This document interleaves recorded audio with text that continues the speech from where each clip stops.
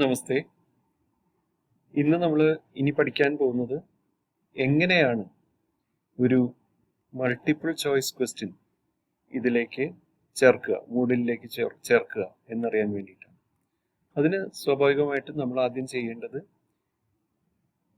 നമ്മളുടെ settings, edit സെറ്റിങ്സിൽ turn editing on എന്നുള്ളത് ചെയ്യണം. അത് കഴിഞ്ഞാലേ നമുക്ക് എഡിറ്റിംഗ് ചെയ്യാൻ പറ്റുകയുള്ളൂ. അതിൽ ടോപ്പിക് 4 എന്നുള്ളതിലാണ് ഞാൻ ആഡ് ചെയ്യാൻ ഉദ്ദേശിക്കുന്നത്. അവിടെ ടോപ്പിക് 4 അവിടെ കിടക്കുന്നു. അതിൽ ആഡ് ആക്ടിവിറ്റി ഓർ റിസോഴ്സ് എന്ന് എഴുതുക.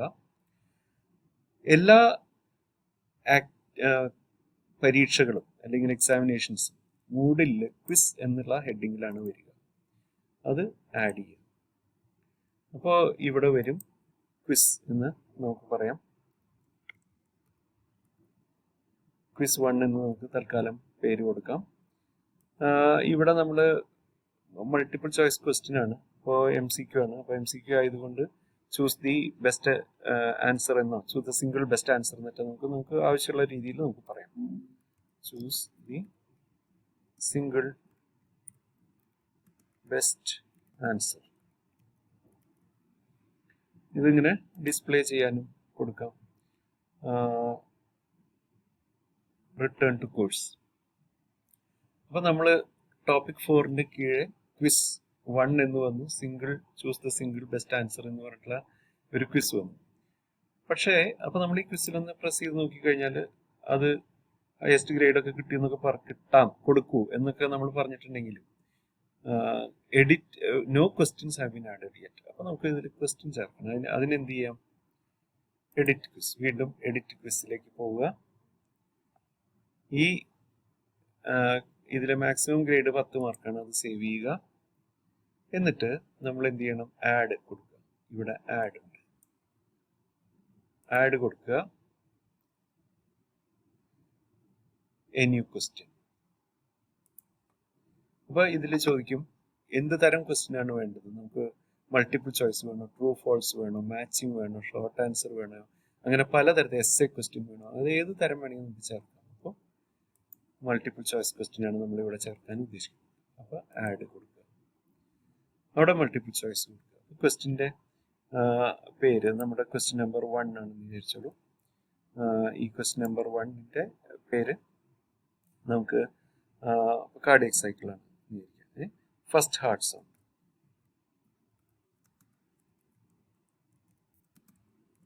Sound is caused mainly by. ഇതാണ് നമ്മൾ ക്വസ്റ്റ്യൻ്റെ സ്റ്റെം. അത് നമ്മളിവിടെ ചേർത്ത്. Default mark 1. ഒരു ആൻസറേ ഉള്ളൂ. ചോയ്സ് ഷഫിൾ ചെയ്യണം. മാറ്റി മാറ്റി വരണമെങ്കിൽ അങ്ങനെ പറയാം. അല്ലെങ്കിൽ ഒരേ ചോയ്സ്. ഇപ്പോൾ 100 കുട്ടികൾക്ക് ഒരേമാതിരി 1 2 3 4 എന്നുള്ള ക്വസ്റ്റ്യന് പകരം ഒരു കുട്ടിക്ക് 1 കിട്ടിയാൽ അടുത്ത കുട്ടിക്ക് 15 ആയിരിക്കും കിട്ടുക. അതേ ആ ലൊക്കേഷനിൽ. അതായത് കോപ്പി അടി മിനിമൈസ് ചെയ്യാൻ ഇത് നല്ലതാണ്. അല്ലെങ്കിൽ നമുക്കത് അൺക്ലിക്ക് ചെയ്ത് കഴിഞ്ഞാൽ കൃത്യമായിട്ട് 1 2 3 4 എന്ന ഓർഡറിൽ എല്ലാവർക്കും കിട്ടും. നമുക്ക് വേണമെങ്കിൽ ഇങ്ങനെ വെക്കാം. ഇവിടെ ആൻസർ നമ്മളിവിടെ ചോയ്സ് കൊടുക്കുക. ആദ്യത്തെ ചോയ്സ് ഇപ്പോൾ എ ഇതാണ് നമ്മുടെ ആദ്യത്തെ ചോയ്സ് എന്ന് വിചാരിക്കുക. ഇതാണ് നമ്മുടെ കറക്റ്റ് ഉത്തരം എന്നുണ്ടെങ്കിൽ ഇവിടെ നമ്മൾ 100% മാർക്ക് ഇതിന് കൊടുക്കുക. ഇനി ചോയ്സ് 2 എന്ന് പറഞ്ഞിട്ടുണ്ടെങ്കിൽ ബി എന്നുള്ളൊരു ചോയ്സാണ്. ഇതിൽ മാർക്കില്ല. കാരണം അത് കിട്ടിക്കഴിഞ്ഞാൽ 0 കിട്ടുള്ളൂ. ചോയ്സ് 3 എന്ന് പറഞ്ഞിട്ടുണ്ടെങ്കിൽ സി എന്ന് നമ്മൾ വിചാരിക്കുന്നു. ഇനി ചോയ്സ് 4 എന്ന് പറഞ്ഞിട്ടുണ്ടെങ്കിൽ ഡി. അപ്പോൾ നമ്മളുടെ ഇതിപ്പോൾ വളരെ സിമ്പിളായിട്ട് നമ്മൾ ചെയ്തുവെങ്കിലും ഇനി 5 or 6 വേണമെങ്കിൽ ഇതിൽ ചേർക്കാം. അതിലൊന്നും കുഴപ്പമൊന്നുമില്ല. അപ്പോൾ save changes and continue editing എന്ന് പറയാം. അല്ലെങ്കിൽ സേവ് ചേഞ്ചസ് മാത്രം കൊടുക്കും.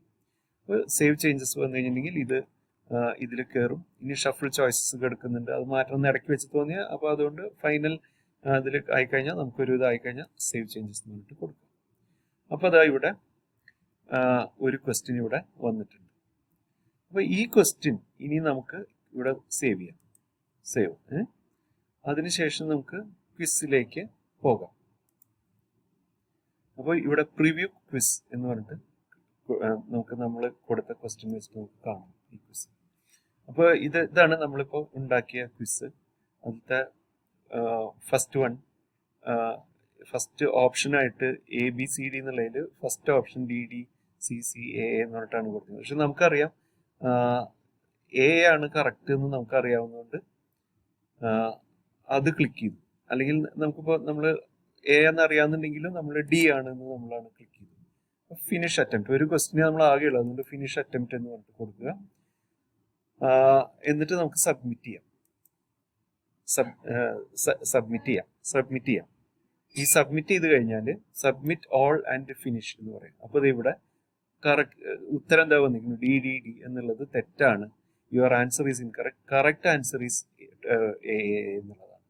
അപ്പോൾ ഇതിങ്ങനെ വരാൻ നമ്മൾ നേരത്തെ പ്രോഗ്രാം ചെയ്ത് വെച്ചിട്ടുണ്ട്. അതിന്റെ ഡീറ്റെയിൽസ് നമുക്ക് പിന്നീട് നോക്കാം. അപ്പോൾ ഇത് ഇങ്ങനെ ചെയ്യാം. ഇനി നമുക്ക് വേണമെങ്കിൽ നമുക്ക് ഒന്നുകൂടി കറക്റ്റ് ഉത്തരം എങ്ങനെ ചെയ്തു കഴിഞ്ഞാൽ നമുക്കറിയാം കറക്റ്റ് ഉത്തരം A ആണെന്ന് വിചാരിക്കാം. ഇത് ഫിനിഷ് അറ്റംപ്റ്റ് കൊടുത്തു. എന്നിട്ട് നമുക്ക് സബ്മിറ്റ് ഓൾ ആൻഡ് ഫിനിഷ് ഇങ്ങനെ ഒന്നുകൂടി ചോദിക്കും, സബ്മിറ്റ് ചെയ്യട്ടെ എന്ന് ചോദിക്കും. അപ്പോൾ അതാ നമ്മളുടെ ഉത്തരം കറക്റ്റ് ആണ്. Your answer is correct. Correct answer is A. അപ്പോൾ അത് ഇവിടെ ഗ്രേഡ് ഒക്കെ വന്നിട്ടുണ്ട്. ഫിനിഷ് ചെയ്തു. വെനസ്ഡേ ഇത്ര മണിക്കാണ്, ഇന്ന ദിവസം ഇത്ര മണിക്കാണ് ചെയ്തത്. ടൈം ടേക്കൺ 10 സെക്കൻഡ് ആണ്.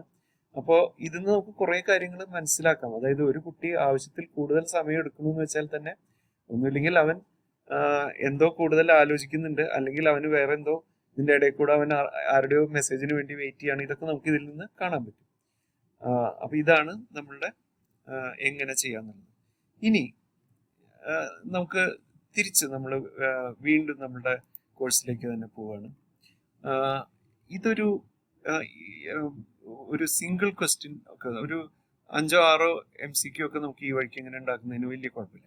പക്ഷെ ഒരു 100 ക്വസ്റ്റ്യൻ അല്ലെങ്കിൽ 300 ക്വസ്റ്റ്യൻ അടിച്ചുണ്ടാക്കുക എന്ന് പറഞ്ഞെങ്കിൽ അത്ര എളുപ്പമല്ല. അതെങ്ങനെ ചെയ്യാമെന്നുള്ളതാണ് ഇനി അടുത്ത വീഡിയോയിൽ ഞാൻ